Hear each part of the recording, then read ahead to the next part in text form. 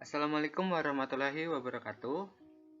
Nama saya Dimas Agung Pratama, NPM 18430093. Di sini saya akan menjelaskan tentang UTS Keamanan Informasi tentang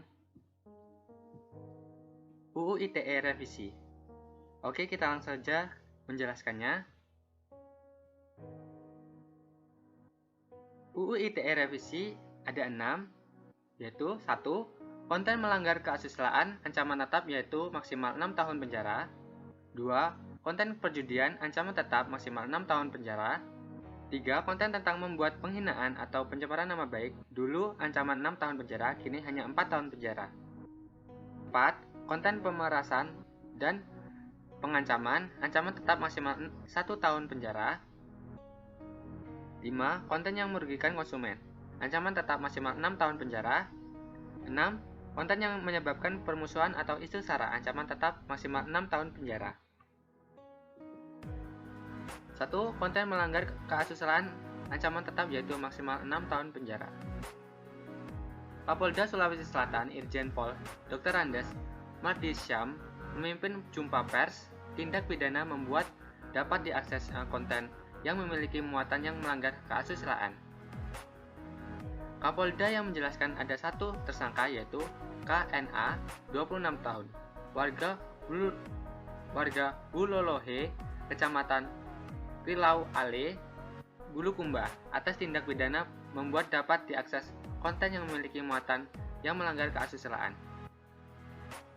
Kapolda menjelaskan penyidik telah memeriksa yang diduga korban berjumlah 15 orang dan yang telah diperiksa 4 orang. Keempat korban tersebut merupakan mahasiswi UIN Alauddin Makassar.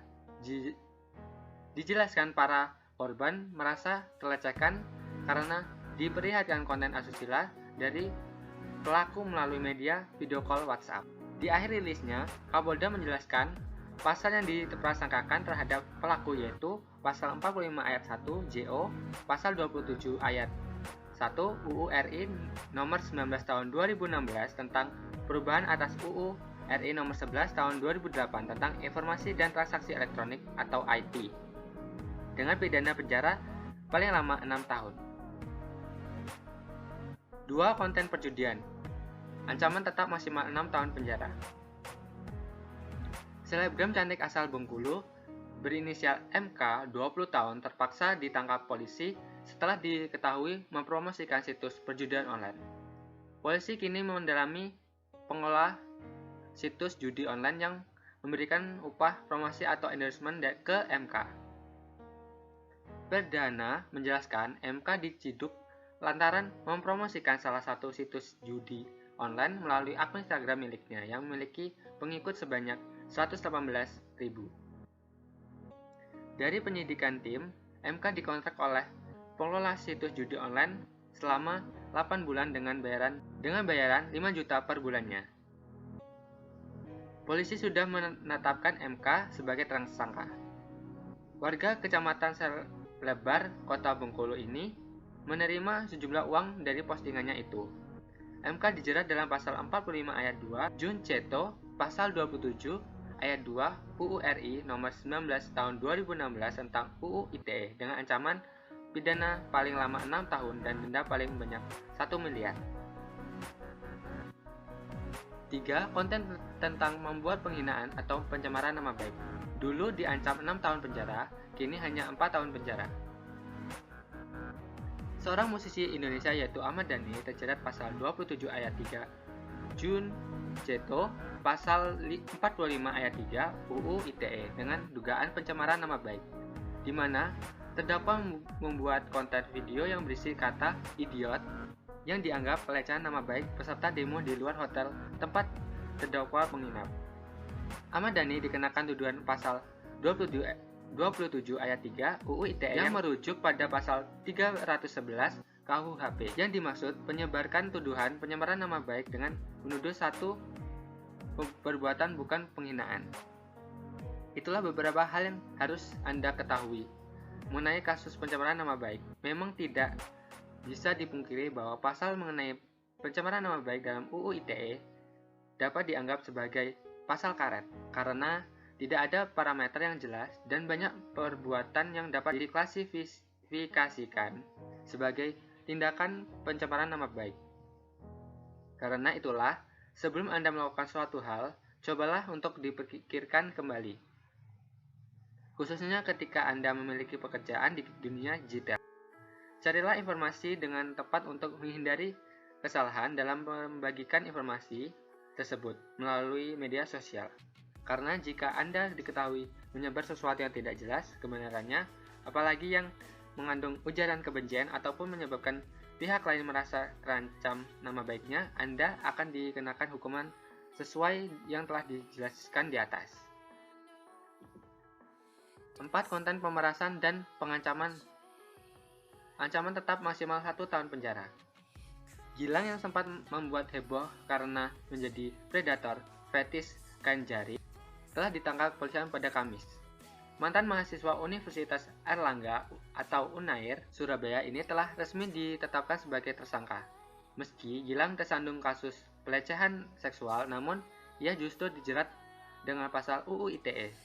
Adapun pasal untuk menjerat Gilang adalah UU nomor 19 nomor tahun 2016 tentang informasi dan transaksi elektronik. Gilang dijerat pasal 27 ayat 4, JO pasal 45 ayat 4, UU nomor 19 tahun 2016 tentang perubahan atas UU nomor 11 tahun 2008 tentang ITE. Dan atau pasal 29 JO pasal 45B UU nomor 19 tahun 2016 tentang ITE dan atau perbuatan tidak menyenangkan, pasal 335 KUHP. Dengan ini ia terancam 6 tahun penjara. 5. Konten yang merugikan konsumen. Ancaman tetap maksimal 6 tahun penjara. Rinto Wardana, kuasa hukum korban PT Jauska Finansial Indonesia, mengklaim ada tambahan 5 korban dari total korban saat ini. Sebanyak 35 orang. Diperkirakan jumlah kerugian bertambah menjadi 15 miliar dari sebelumnya 13,81 miliar. Kerugian tersebut disebabkan oleh kesalahan investasi yang dilakukan Jauska selaku penasihat keuangan terhadap dana milik korban. Total kerugian kira-kira mencapai 15 miliar, ujarnya saat ditemui di Polda Metro Jaya. Hari ini, Rinto dan sejumlah perwakilan korban Jauska menyambangi Kapolda Metro Jaya untuk melakukan berita acara penyelidikan atas laporan terhadap Akar Abiasa Fitzuno sebelumnya, yakni tindak pidana pasal 28 ayat 1 UU ITE nomor 11 tahun 2018 tentang berita bohong dan merugikan konsumen dalam transaksi elektronik. 6. Konten yang menyebabkan kepermusuhan atau isu sara. Ancaman tetap maksimal 6 tahun penjara. Penyidik Direktorat Kriminal Khusus Polda Metro Jaya telah menetapkan jurnalis senior yang juga aktivis Dandi Laksono sebagai tersangka ujaran kebencian terkait cuitan di media sosial Twitter. Kuasa hukum Dandi Al-Hifari Aksa mempertanyakan unsur sara yang disangkakan polisi. Ia menilai pasal itu tidak relevan dikenakan terhadap Dandi Laksono. Menurut kami, ini pasal yang tidak relevan. Terlebih lagi yang dilakukan Bung Dandi adalah bagian dari kebebasan berekspresi dan menyampaikan pendapat. Menyampaikan apa yang terjadi di Papua, ujarnya. Untuk diketahui, bunyi pasal 28 ayat 2 UU ITE adalah sebagai berikut.